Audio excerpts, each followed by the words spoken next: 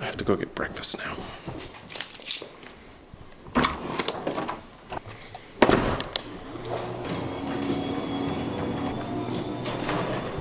Passenger native black salt.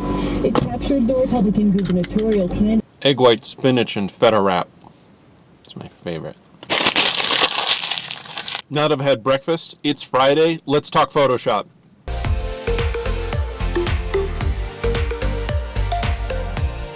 So I'm shooting with a shotgun mic today instead of the lapel that I normally have. Let me know in the comments what you think about the audio quality out of this. And for most of my Photoshop stuff, I'm going to be using the Wacom Intuos 4. This is the large version. This is an older tablet. I really like this tablet. I've been using it for quite some time. It gets a lot done. I love the pen. You don't have to use a tablet to do a lot of the stuff that I'm going to be showing you. So don't feel like if you're just using your laptop or just your desktop machine. I mean, I'm using a 2011 iMac and it does just fine for what I'm doing. So, but I'd really love to hear what you're using to edit your photos, whether it's a MacBook Pro or a Dell laptop or an iMac or maybe a Mac Pro. I guess if you're using a Mac Pro, you're probably not watching Photoshop tutorials with me.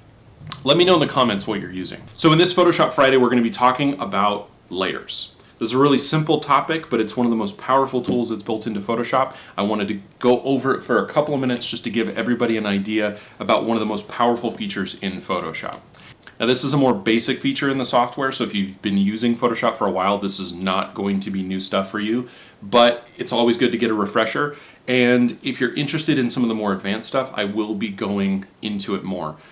The purpose of this series is not to assume that you already know how to use Photoshop. Like many people that I've encountered who I tell, yeah, I know how to use Photoshop, they want me to teach them. Or I'll show them something that I've done and they'll say, can you show me how you did that? So what I'm doing is going through those steps in a way that I think is the most easily digestible. If there's a specific feature area that you think you'd really love to hear about in Photoshop, go ahead and shoot me a comment and I'll go ahead and take a look. Let's hop in. So we've gone ahead and opened up a raw portrait image out of Lightroom. It's in Canon RAW format. And in this video, what I want to go over are layers and the basics of those layers. So I want to break that up into 3 different categories. Category 1 is going to be basic organization, or using layers to keep parts of your image labeled and organized. I can tell you that the most important thing about using layers is keeping your work organized. If you're doing a very complicated project and you have a lot of layers, a lot of filters, a lot of adjustments, maybe some text, maybe even animation, you're going to find yourself in a real pickle if you don't have things labeled properly. So I really do like to keep things organized, both with names and labels and also with colors in some instances. So I'll show that to you in this video. We're also going to talk about corrections and adjustments and how to use different layers to achieve different effects in your images. And then lastly, I'm going to talk about non-destructive editing, or the ability to edit your images without affecting the original photo. In some cases, correction and adjustment will actually fall under the non-destructive category, but I just want to show you a couple of different ways in which I use layers to make sure that I'm not in any way destroying or manipulating the original image. So the first thing that I want to do is I want to copy this layer because I've opened it and it is locked. I actually like keeping the background file down here in the layers panel. I'm going to go and pull this out just a little bit, make it just a little bit bigger. So the background layer is where you start. Now, when you first open the layer, it's going to be locked, and there's a couple of different ways that you can copy this layer or unlock the layer. The first is just by hitting Command J, and there, you've got layer 1. Or you can take the layer and drag it down here to the little notepad icon, which will duplicate it, makes a copy of it. Okay, so what I want to do is I want to go ahead and copy this layer. So I'm going to go ahead and hit, like I said before, Command J, and I want to label this. Okay, so now you'll notice there isn't that lock icon next to the layer 1. So what I want to do is I just want to go ahead and rename this layer. And I'm just going to call it base. So now there's my base image. Now I'm going to go ahead and turn my background off. It's where I want it to be, and I'm all set. With this portrait, we're going to use it as an opportunity to do a couple of different things. The first thing that I might do in an image like this, with an image like this, one of the first things that I might want to do is just generally adjust the color and the tone of the image. Now there's a couple of different ways that you can do that in Photoshop. There's a menu up here called Image. And if you hit Image and Adjustments, you can actually get in here and make a lot of changes. So I can even tell Photoshop just to auto-tone this whole image. There we go. I'm going to go not undo that. But I can also go in here and do these more specific adjustments like brightness and contrast, vibrance, hue, saturation, and some of the more complicated adjustments that Photoshop allows. If I make this change, for example, let's say that I went into the hue and saturation adjustment here, and I said, okay, I want to just go ahead and adjust the hue just a little bit, or maybe I just want to make this crazy and just turn this girl purple. Or maybe I want to go ahead and make it black and white and maybe bring up the lightness a bit. These adjustments that I'm making to this base layer here. I'm making them to this layer here. I don't want to do that. I want to be able to adjust these things later. I want to be able to make changes to this. I want it only to affect parts of the image. So I'm not going to do that. I'm going to hit cancel. And what I am going to do is I'm going to create an adjustment layer. So it's the same as if I went to image and adjustment, but it's in its own layer. And there's a lot of advantages to that. So let's go ahead and throw an adjustment layer in there by going down to the bottom of the layers palette, and you'll see this little kind of two-tone circle. And if I click on it, you'll see that I've got a lot of those same adjustments. So I'm going to go ahead and bring out that hue and saturation layer. So now I have the same adjustments that I had under image adjustments, except now it's its own layer. So let's say that I want to go ahead and increase the saturation, and maybe I just want to change the tone just a little bit in either direction here. Okay, I want to make her a little more or less any specific color. Okay, so there we go. So now I've made that adjustment, I've got my saturation adjusted, and it's in its own layer. I can turn this on, and I can turn this off. Let's say I want to add a little bit of contrast to this image. So if I go to Image, right? Oh, let me get my base layer selected. If I go to Image, Adjustments, and I go to Brightness and Contrast, right? I can just take the contrast slider and bring it all the way up. Or I can go into Image, Adjustments.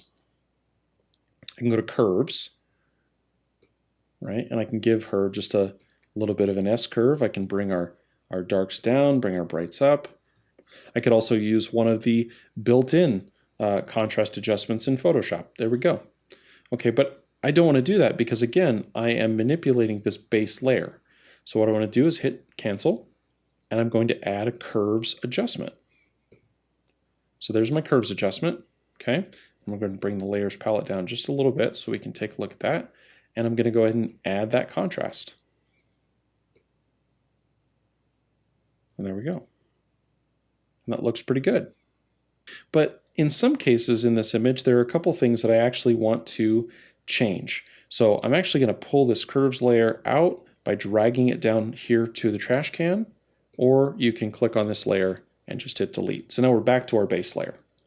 So I want to do more than just add contrast or modify color. I really want to do something a little more fine-tuned. What I want to do is I want to take these darker areas here and I want to make them a little bit brighter. What to do is I'm going to add an adjustment.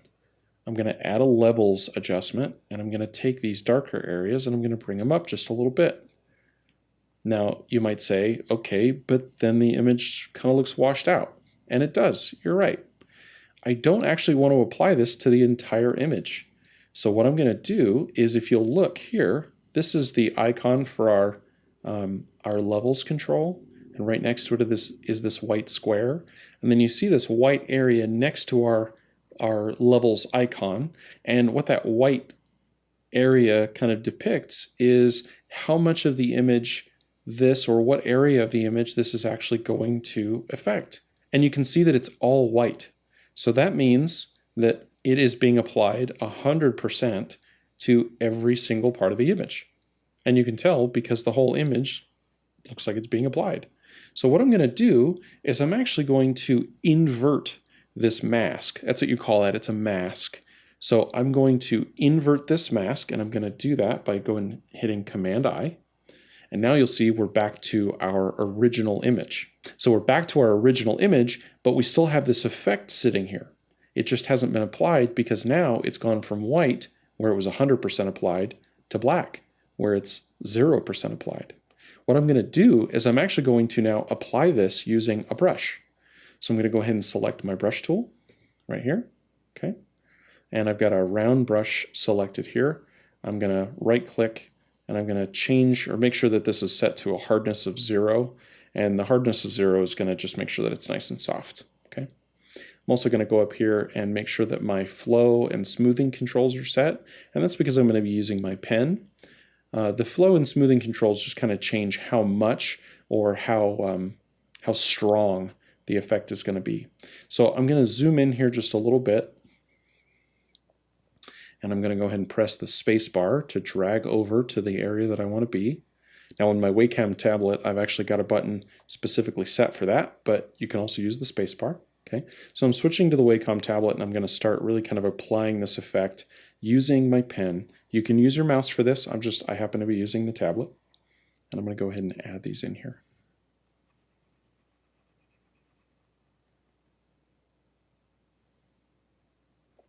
Now, as you can see, in this particular case, honestly, if you zoom out, it doesn't look all that great. It looks a little washed out, and even though we've increased the brightness a little bit, we've brought that shadow up, I just don't like it. So here's the really cool part about this. We didn't actually apply this to our base layer. So I can just take this whole thing and trash it. And there you go. So now, let's try a different effect. Let's just use the straight up exposure increase. So we're just going to go ahead and bring our exposure up. There we go. Same thing, we've got this 100% application. We're going to go ahead and invert that by hitting Command I. And I'm going to go back in there, and we're going to bring it up.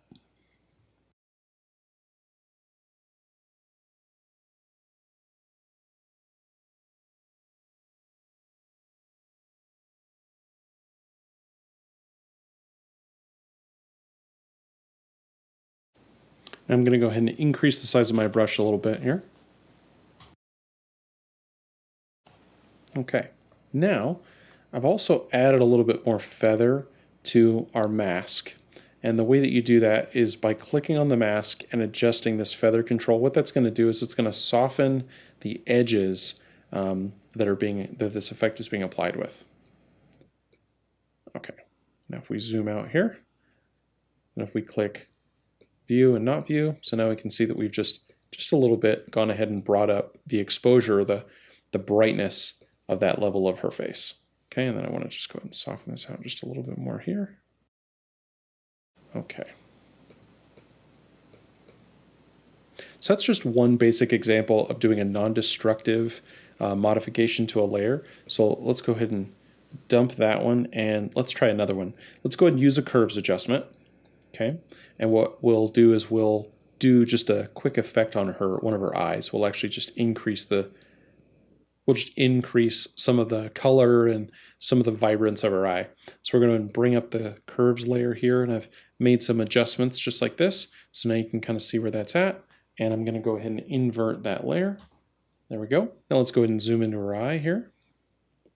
Okay, and again, you can use the space bar just to move around a little bit if you want to. Now I'm going to need a smaller brush, so I'm going to go ahead and use the bracket key to reduce that there. I've also got a control on my Wacom that allows me to modify that, but I do like using the keyboard controls. So now I've got my brush set to 11% flow and 14% smoothing, and I'm just going to add just a little bit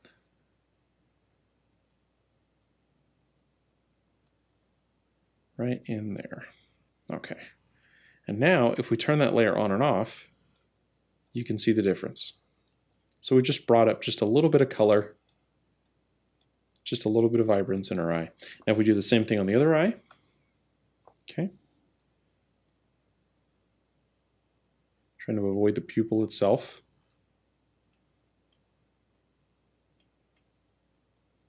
Okay. Now same thing if we go ahead and show, and hide that layer. Now if we zoom out just a little bit, you can kind of see the difference. On, off, and on. It's not a huge difference, just a little bit. Now, some people go really overboard with this effect.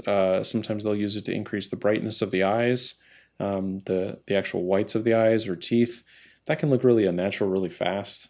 I would say even this is a little much. So you could actually just bring this down just a little bit by bringing the opacity of this layer down. So I'll bring it to about 70%. And there you go. And it's just a slight adjustment. You could even change the blending mode, and that's how each layer interacts with the layer below it. But you could change this effect to have a blending mode of something like a dodge. So we could go ahead and go to color dodge here, and you'll see that it even does a little bit more of that color adjustment. Okay. Now, if I was doing a full retouch on this image, one of the things that I might do is utilize the healing brush to correct any, stray hairs or things on the skin, any blemishes. I'm just going to go ahead and do some quick and easy healing brush work. You can also use the stamp tool for this, but right now what I'm going to do is I'm going to create a new layer, and I'm going to call this layer Healing. And this is going to be our healing brush layer. Now, if I still had that adjustment layer, let's go ahead and throw that on there. I'm going to throw another curves layer back in there, and we'll just add a little bit of that contrast. Okay. So if I keep the curves layer above my healing layer, it will still affect the pixels that end up in this layer, which will be great because then everything will match and you won't have to go back and do any kind of curves on the actual spots that you're healing. So I'm going to go ahead and select my healing layer. Now, the reason that I use a separate layer for healing is that if I click on my base layer and I start applying the healing brush to the base layer, it will actually affect the pixels on the base layer. And I don't want to do that because I might want to go back later and use some of that information, some of that texture, some of that color for something else. Or I might just later on look at it and say, you know what, I don't like the healing brush that I used, or I don't like the way that I did it, so I'm going to undo it. And that's really hard to do if you've already gone a handful of steps down the line and you haven't used a separate layer. So I'm going to go ahead and select the healing layer, and I'm going to go ahead and select our spot healing brush tool. And what I'm going to do is I'm going to zoom in here, and I'm just going to look at areas that need a little bit of work, and I'm just going to go ahead and apply it. And I have a very small brush, only 11 pixels to apply that to. And every change that I make will end up on this healing layer. All right, so I'm going to go ahead and get started on that.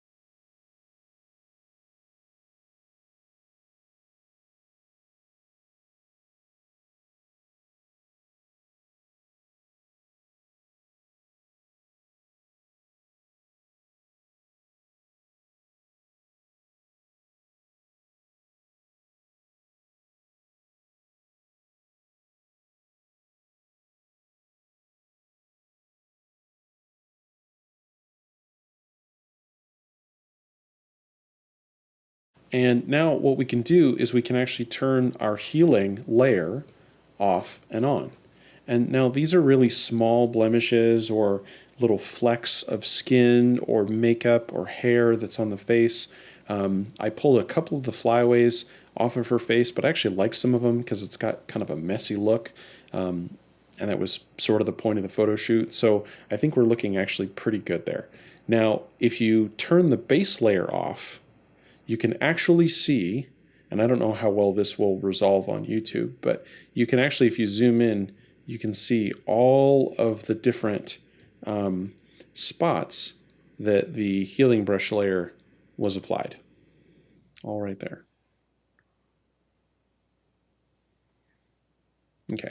So now if we turn our base layer back on, now that is not always the best way to do retouching on a portrait. Dodge and burn is also a really popular way to do it. So I want to show off a dodge and burn real quick. So what I'm going to do is I'm actually going to take this curves layer and I'm going to repurpose it here for just a second. And what I'm going to do is I'm just going to bring this over here and make this a little darker. And then just kind of bring this one back. And then I'm going to call this my burn layer.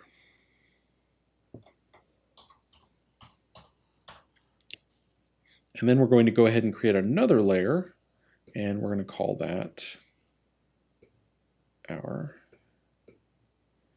dodge. Remember before when we were adding layers and we've got that layer mask on there, I don't want to apply this effect to the entire image. So I'm going to go ahead and hit invert on both of these, and now we're back to our original image. I really only want to affect this slightly. So now I'm going to go to our dodge actually, and I'm going to apply that to just a couple of spots under her eye. And you can see that these are just a little bit darker. The other thing that I like to do in this case, and again, without getting too much into retouching, I do like to add in some cases a hue and saturation layer, and actually just drop the saturation all the way down so that I can better see the differences in the overall lightness of the image. So I'm going to go ahead and go back to my brush tool, and I'm going to make this real small. Okay, so now in addition to being small, I've got a real low flow, and I'm going to start just very lightly.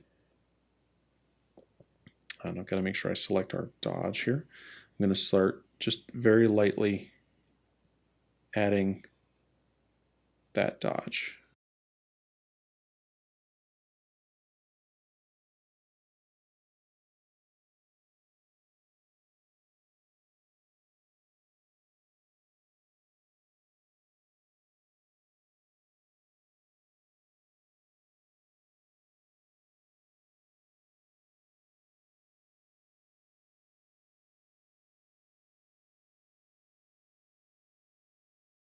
Now, again, the whole point that I'm trying to make with this video is to show you that I can make changes like this, is that I can make changes to the image without actually manipulating the original image. So there, if we turn it on, turn it off, turn it on, turn it off. So you can see the changes in the dark spots on our skin. So now if I turn off that hue and saturation layer and bring our image back to full color, you can see the difference. And then if we zoom out, you can see that under her eye it looks a little more even, and she doesn't have all those dark spots. So that's just one more example of using an adjustment layer to make a change to an image without actually manipulating the original image and keeping all of your pixels safe. You really want to make sure that you don't touch any of your original pixels. Manipulate them with adjustment layers or with non-destructive layers for healing brush or stamp tool. That way you're not actually playing with your original image. All right, so I'm going to go ahead and toss this hue and saturation layer. And now I want to talk just a little bit about organization. So one of the things that I find super helpful whenever I'm doing any kind of portrait work, or really anything in Photoshop, whenever I'm doing anything in Photoshop, whether it's portraits or landscapes or commercial photography or anything, I really do like to keep everything organized into folders. So in this case, I've got our background layer, I've got our base layer, and then we've got these three layers here. So we've got our dodge, we've got our burn, and we have our healing layer. So let's say you've done some spot healing brush and some stamp tool or whatever it is you're doing, and then you've gone in and you've done some correction with your dodge and burn layers. So I'm going to go ahead and select all three of these layers together, and I'm going to throw them in a folder. And then I'm going to go ahead and call that folder the healing folder. So now I know what I've done with it, I know what's in there, and I know that if I want to make any adjustments, like go in and turn off my dodge layer, it's all right there. I can also turn off all of those healing adjustments at one time if I want to kind of see where I'm at. Now maybe I want to do some color correction adjustments, and again, I can just select the base layer and make those adjustments directly to it. but since we want to be non-destructive and we want to be able to change those things on the fly, we're going to go ahead and add a new adjustment layer, and we're going to do levels. And I'm going to go ahead and just kind of select some stuff through here and just kind of see what looks best. I like that a little bit. I like that tone. I'll go in there. I like that it gives it a little bit of a blue in the shadows. And so I like that, and I think I'm going to go with it. And then I'm going to add a little bit of the curves layer, and I'm going to bring up the shadows just a little bit of adjustments there, just until you really like what you got.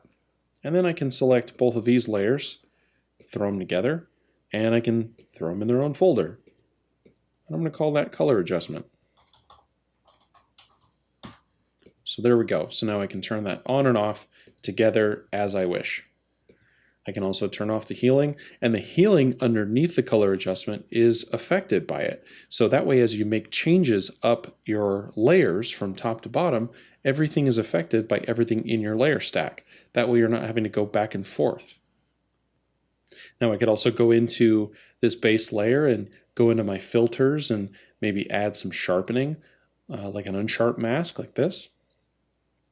Or what I can do is I can just add a sharpening layer, and I'm going to do that with a little quick macro that I've got that'll just do a quick copy paste of the current image, right?